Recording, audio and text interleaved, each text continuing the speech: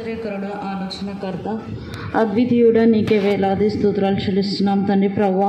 అవునేసయ్య, మొదటి 2 మాటల్లో తండ్రి ప్రవ్వా మాకు క్షమాపణ గురించి తండ్రి ఒక హామీ నేర్పించారు తండ్రి ప్రవ్వా. 2వ మాటలో ఒక హామీ ఇచ్చారు, ఒక అష్యూరెన్స్ని మాకు నేర్పించారు తండ్రి ప్రవ్వా. అలాగే తండ్రి ప్రవ్వా ఈ 3 మాటల్లో తండ్రి ప్రవ్వా మాకు బాధ్యతను తెలియజేయండి తండ్రి ప్రవ్వా. అవునేసయ్య, నీ శిలువ చాటు మమ్మల్ని మరుగుపరిచి తండ్రి ప్రవ్వా నీ యొక్క మాటను నేను బోధించుచుండగా తండ్రి ప్రవ్వా నా నోటిని మీ బూరగా వాడుకొని నాకు సహాయం చేసే గొప్ప దేవుడవైనందుకు నీకే వేలాది స్తోత్రాలు చెల్లిస్తూ అడిగి వేడుకున్నాం తండ్రి, ఆమెన్. మొదటి 2 మాటల్లో మనము మొదటి మాట వచ్చేసి క్షమాపణ గురించి నేర్చుకున్నాము. 2వ మాటలో హామీ అష్యూరెన్స్ గురించి తెలుసుకున్నాం. అలాగే ఈ 3వ మాట వచ్చేసి బాధ్యత, the word of affection and responsibility. ముందుగా మనం తెలుసుకోవాల్సింది ఏంటంటే, ఏదైనా తోటలో ఒక కుటుంబ వ్యవస్థను మొదలుపెట్టింది దేవుడైతే యేసు ప్రభు ఆయన జీవితంలో మనం గమనించినట్లయితే ఆయన బంధాలకి ఎంత ప్రాధాన్యత ఇచ్చారో, ఎంత విలువ ఇచ్చారో మనం ఈ మూడో మాట ద్వారా మనం గమనించగలం. This was the word spoke by the Jesus to his beloved mother and dearest disciple. యోహాను సువార్త 19వ అధ్యాయము 26-27 వచనం. యేసు తన తల్లియు తాను ప్రేమించిన శిష్యును దగ్గర నిలిచి ఉండుట చూచి, అమ్మా, ఇదిగో నీ కుమారుడు అని తల్లితో చెప్పెను. తరువాత శిష్యుని చూసి, ఇదిగో నీ తల్లి అని చెప్పెను. ఆ గడియ నుండి ఆ శిష్యుడు ఆమెను తన ఇంట చేర్చుకునెను. When Jesus was hung on the cross, సిలువలో వేలాడుతూ కూడా ఆయన ఒక క్రూషియేటెడ్ పెయిన్ని అనుభవిస్తూ కూడా, ఆయన శ్రమ పొందుతూ కూడా తన తల్లిని గూర్చి ఆలోచించడం అనేది గమనార్థకం. ఇక్కడే మనం అర్థం చేసుకోవచ్చు తన తల్లి పట్ల తనకున్న బాధ్యతను యేసయ్య ఎంత స్పష్టంగా మనకు తెలియజేశాడు అనేది. మనకు ఆల్రెడీ పాత నిబంధనలో మోషే ద్వారా 10 ఆజ్ఞల్లో తెలియజేశాడు. 5వ ఆజ్ఞ తల్లిదండ్రుల విషయానికి వస్తే 5వ ఆజ్ఞ ఆయన తెలియజేశాడు, మనందరికీ తెలుసు. నిర్గమకాండము 20వ అధ్యాయము 12వ వచనము. నీ దేవుడైన యెహోవా నీకు అనుగ్రహించు దేశంలో నీవు దీర్ఘాయుష్మంతుడవగునట్లు నీ తల్లిని నీ తండ్రిని సన్మానించుము. Honour your parents. This was the lesson everyone must learn. తల్లిదండ్రుల పట్ల బాధ్యత పిల్లలకు ఒకటే కాదండి, మనం కూడా మన తల్లిదండ్రుల పట్ల ఏ విధంగా జీవిస్తున్నాం, ఏ విధంగా గౌరవిస్తున్నాం, ఏ విధంగా విధేయత చూపిస్తున్నాం అనేది మనం నేర్చుకోవాలి. నీవు దీర్ఘాయుష్మంతుడు అవ్వాలి అంటే నీ తల్లిని నీ తండ్రిని సన్మానించాలి. అలాగే ఒకసారి మనం చూసినట్లయితే ఎఫెసీ పత్రిక 6వ అధ్యాయము మొదటి 3 వచనాలు. పిల్లలారా, ప్రభునందు మీ తల్లిదండ్రులకు విధేయులైయుండుడి, ఇది ధర్మమే. ఇదైతే చాలా కష్టం అందరికీ. ఎందుకంటే ఒకసారి తల్లిదండ్రులను గౌరవిస్తూ మాట్లాడతాం, రెస్పెక్ట్ఫుల్గా మాట్లాడతాం, కానీ విధేయత మాత్రం తల్లిదండ్రులకైతే చూపించాం. ఇదైతే అందరికీ కష్టమే. ఈ రోజుల్లో ఎలా ఉందంటే ఎవరి ఒపీనియన్ వాళ్ళది, ఎవరి ప్రిఫరెన్స్ వాళ్ళది, ఎవరి ఐడియాస్ వాళ్ళవి, ఎవరి ప్లానింగ్స్ వాళ్ళవి. ఎవ్వరం కూడా తల్లిదండ్రుల పట్ల అయితే విధేయత అయితే చూపించలేం. అలాగే తల్లిదండ్రులకు విధేయత చూపించడం ద్వారా ఎలాంటి ఆశీర్వాదాలు నొందుతామంటే దేవుడి వాక్యంలో స్పష్టంగా ఉంది. దేవుని వాక్యం ఎంత శ్రేష్టమైనది అంటే ఒక ఆజ్ఞని ఇస్తూ ఆ ఆజ్ఞ పాటించడం ద్వారా మనకు ఎలాంటి ఆశీర్వాదం కలుగుతుందో అక్కడే చక్కగా రాసింటారు. అలాగే 2వ వచనం చూడండి. నీకు మేలు కలుగునట్టు నీ తల్లిని తండ్రిని సన్మానింపుము, అప్పుడు భూమి మీద నీవు దీర్ఘాయుష్మంతుడవదు. ఇది వాగ్దానములతో కూడిన ఆజ్ఞల్లో మొదటిది. ఇక్కడ చూసినట్లయితే మనకు మేలు కలగాలి అంటే, ప్రతి ఒక్కటి మనకు మంచి జరగాలంటే మనము తల్లిదండ్రులకు విధేయత చూపించాలి, మన తల్లిదండ్రుల పట్ల విధేయత కలిగి ఉండాలి. అలా చేసినట్లయితే మనము దీర్ఘాయుష్మంతులం అవుతాము అని దేవుడు వాక్యం మనకు ఇచ్చిన వాగ్దానం అని. దేవుడు మనం తల్లిదండ్రుల పట్ల ఎలా ప్రవర్తిస్తున్నామో అనేది మనల్ని చూస్తాడా అంటే ఖచ్చితంగా చూస్తాడు. ఎందుకంటే దేవుడు మనని అంతగా ప్రేమిస్తున్నాడు. ఈ వాచెస్ అస్, ఈ ప్రొటెక్ట్స్ అస్, ఈ గైడ్స్ అస్. మనని చూస్తాడు, మనని రక్షిస్తాడు, మన పట్ల ఆయన ప్రతి విషయంలో మనని నడిపిస్తాడు.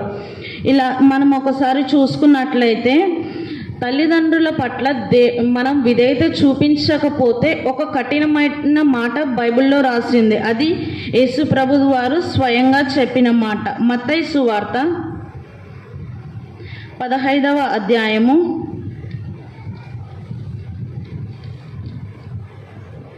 4-5 వచనములు.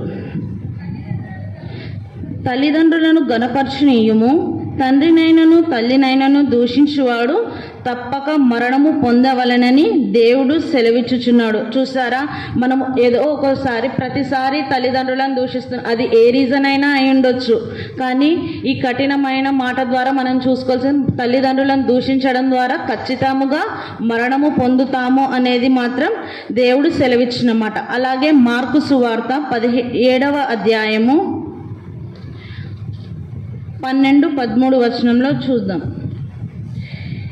తన తండ్రికైనను తల్లికైనను ఏమీ చేయనీయక వీరు నియమించిన మీ పారంపర్యాచారం వలన దేవుని వాక్యమును నిరర్ధకము చేదురు. ఇక్కడ చూసినట్లయితే do not deny your responsibility. తల్లిదండ్రుల పట్ల మనకున్న బాధ్యతను మనము మర్చిపోకూడదు, తప్పించుకోకూడదు. దీని ద్వారా మనకేం చేస్తున్నాడంటే ఈ బాధ్యతను మనకు దేవుడే అప్పగించినాడు. యేసు ప్రభు తన బాధ్యతను మర్చిపోకుండా తన తల్లి పట్ల ఆయన బాధ్యతను కనపరుచుకున్నాడు. He was the best son. ఆయనకు మాదిరిగా మనం జీవించాలి. ఆయన బాధ్యతను మనం ఎరిగినాం కనుక మన తల్లిదండ్రుల పట్ల మన బాధ్యతను మనం ప్రూవ్ చేసుకోవాలి. సామెతలు 23-25 వచనములు. నీ తల్లిదండ్రులను నీవు సంతోష పెట్టవలను, నిన్ను కనిన తల్లిని ఆనందపరచవలను. ఈ విషయము దేవుడు చేశాడా? యేసయ్య తన తండ్రిని తన తల్లిని సంతోష పెట్టాడా అనే విషయానికి వస్తే ఖచ్చితంగా చేశాడు. తన తల్లిదండ్రులను పట్టించుకొని తన దేవుని కార్యం మర్చిపోయాడంటే లేదు. తన స్పిరిచువల్ వర్క్ని నెగ్లెక్ట్ అయితే చేయలేదు. ఈ యేసు ప్రభు శిలువ మరణం పొందక ముందు యోహాను సువార్తలో ప్రార్థన చేశాడు. ఆ ప్రార్థన ఏమంటే John gospel 17th chapter 4th verse. యోహాను సువార్త 17వ అధ్యాయము 4వ వచనం.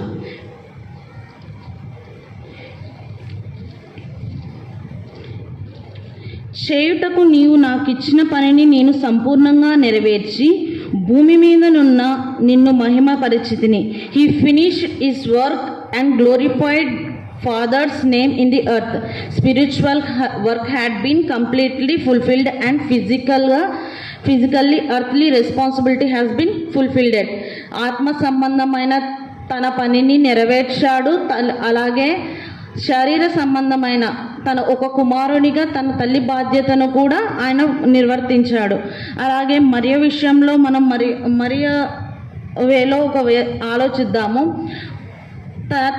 మరియ ఎంత క్షోభపడుతుంటుంది అంటే తనకు ఒక్కగానొక కుమారుడు శిలువ మరణం పొందుతున్నప్పుడు తాను గర్భం దాల్చినప్పటి నుంచి యేసు ప్రభును కన్నప్పటి నుంచి ఎన్ని అవమానాలు ఆమె పొందిందో మనం చూసాం. కానీ ఈ క్షణాల్లో ఆమెకు తన కుమారుని అవసరం చాలా ఉంది. చరిత్ర చెప్తుంది ఏంటంటే యోసేపు యేసు ప్రభు మరణం పొందుతున్నప్పుడు లేడు అని, ఆయన మరణించున్నాడు అని. కానీ అందుకే మనకు అక్కడ కనపడలేదు. కావున తన భర్త యొక్క రెస్పాన్సిబిలిటీని యేసు ప్రభు పెద్ద కుమారుడిగా ఆయనకుంది. కాబట్టి మరియా ఎంతోగానో బాధపడింది. యేసయ్యను ఆయన శిలువ మరణం పొందుతున్నప్పుడు చాలా క్షోభను అనుభవించింది.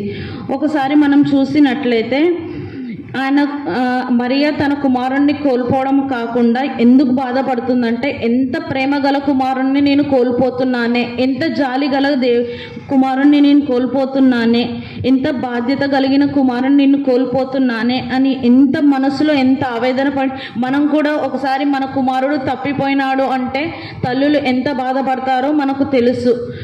చిన్న దెబ్బ తగిలిన తల్లులు అయితే భరించలేరు. అలాంటిది యేసు ప్రభును తన కళ్ళ ముందు సిలువ మరణం చేస్తున్నప్పుడు మరియ ఎంత బాధపడి ఉంటుంది. ఒకసారి లూకా సువార్త 2వ అధ్యాయము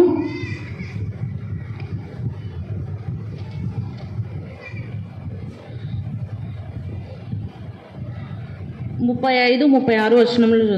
బాలుడైన యేసయ్య సిమియోను బాలుడైన యేసయ్యను యెరూషలేం దేవాలయానికి తీసుకెళ్ళినప్పుడు మరియతో ఒక మాట అన్నాడు, మరియు నీ హృదయంలోనికి ఒక ఖడ్గము దూసుకొని పోనని ఆయన తల్లి అయిన మరియతో చెప్పెను. ఇక్కడ చూసినట్లయితే యేసయ్యను సిలువలో వేలాడదీస్తూ కొరడాలతో కొడుతున్నప్పుడు లిటరల్గా తన బాధ ఎలా ఉంటుందంటే, తల్లి తన కుమారుని తన ముందు ఎంత బాధపడుతుంటుంది. ఒకసారి ఆమె హృదయంలో కత్తి దూసుకుపోయినంత బాధ ఆమె అనుభవిస్తుంటుంది. కానీ యేసయ్య ఆ పెయిన్ని తన తల్లి కళ్ళలో చూశాడు. He can understand her mother pain. ఆ పెయిన్ని అర్థం చేసుకొని యేసయ్య తన తల్లి యొక్క బాధ్యతను తనకిష్టమైన తన ప్రియ శిష్యుడికి అప్పగించాడు. ఇక్కడ తల్లి పేగుబంధం చూడండి ఎంత బాధగా ఉంటుంది. ఇప్పుడు మన ముందరైనా మన కుమారుని ఎవరైనా కొడుతున్నారు అంటే మనం ఎంత బాధపడతామో, అలాగే తన తల్లి కూడా అంత బాధను అనుభవిస్తున్నప్పుడు యేసయ్య చూసి తను లేకపోయినా తన భౌతికంగా తన బాధ్యతలను ఒకరు మొయ్యాలి అనేసి యోహానుకు ఆయన అప్పగిస్తాడు. ఇక్కడ యోహానుకే ఎందుకు ఇచ్చాడు? Why only John? యేసయ్య యోహానుకే ఎందుకు అప్పగించాడంటే, జాన్ ప్రూవ్డ్ హిస్ ఫెయిత్ఫుల్నెస్. యోహాను నమ్మకస్తుడు. ఎందుకోసము యోహానుకే ఆయన తన తల్లి బాధ్యతను అప్పగించాడంటే, యోహాను యేసు ప్రభుకు రొమ్ముకు అనుకున్న శిష్యుడు. మిగతా శిష్యుల్లాగా పారిపోలేదు. ఇంకా పేతురులాగా యేసు ఎవరో నాకు తెలియదు అని యోహానైతే బొంకలేదు. యోహాను తన నమ్మకత్వాన్ని కాపాడుకున్నాడు. అలాగే నీకు నాకు కూడా దేవుడు ఒక బాధ్యతను అప్పగిస్తే బాగుండు, ఇంకా తన రాజ్య విస్తరణలో మనకంటూ ఒక బాధ్యతను అప్పగిస్తే బాగుండు అని మనం అనుకుంటున్నామా? అట్లయితే మనం నమ్మకత్వాన్ని కలిగి ఉన్నట్లయితే, ఫెయిత్ఫుల్నెస్ అనే ఒక క్వాలిటీ మనం బిల్డ్ చేసుకున్నాము అంటే నమ్మకమైన వానికి అనేక బాధ్యతలు ఆయన అప్పగిస్తాడు. అలాగే నమ్మకమైన వానికి అనేక దీవెనలు కలుగుతాయి. God trust responsibility to faithful people. అలా ఈ మాట వచ్చేసి తన ప్రియమైన తల్లితో ప్రియమైన శిష్యునితో ఈ మాట చెప్పినాడు. ఈ మాటలో మనం అర్థం చేసుకోవాల్సింది ఏమంటే, తన తల్లి యొక్క బాధ్యతలను యోహానుకు అప్పగించి ఒక విశ్వాసమైన కుటుంబాన్ని ఆయన ఏర్పరచుకున్నాడు. చివరిగా ఒక మాటలో మనం చూసింది ఏమిటంటే, ఈ was the what a loving saviour, what a compassionate son, what a wonderful son. ఎంత ప్రేమగల దేవుడు అండి, ఎంత జాలిగల కుమారుడు అండి, ఎంత ప్రేమగల రక్షకుడు. ఒక అద్భుతమైన దేవుణ్ణి మనము చూస్తున్నాం. మనం ఈ 3వ మాట ద్వారా మనం చూసినట్లయితే, మనం నమ్మకంగా జీవిస్తున్నామా? దేవుని పట్ల మనం నమ్మకంగా ఉన్నామా? ఆయన నమ్మకమైన బాధ్యతను మనం నెరవేరుస్తున్నామా? మనం ఒకసారి పరీక్షించుకుందాం. చెప్పబడిన ఈ మాటను దేవుడు మన వినికిడిలో దీవించునుగాక. ఆమెన్. ఇటు అవకాశం ఇచ్చిన సంఘ కాపరి గారికి, సంఘ సభ్యులకు నా వందనాలు.